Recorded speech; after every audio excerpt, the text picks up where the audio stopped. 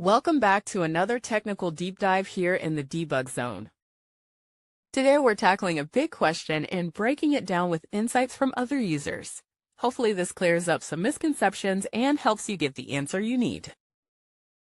So buckle up, stay a little curious, and let's jump right in.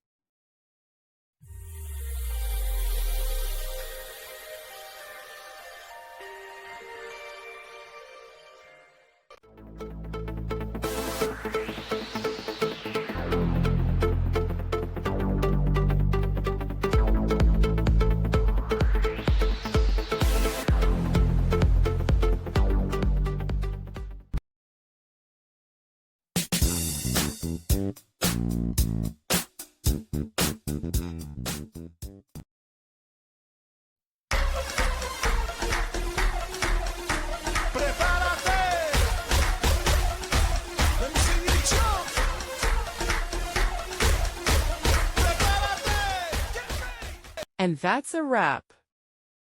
I hope you found the answer you were looking for. If you did, take a second to hit that subscribe button. It really helps out.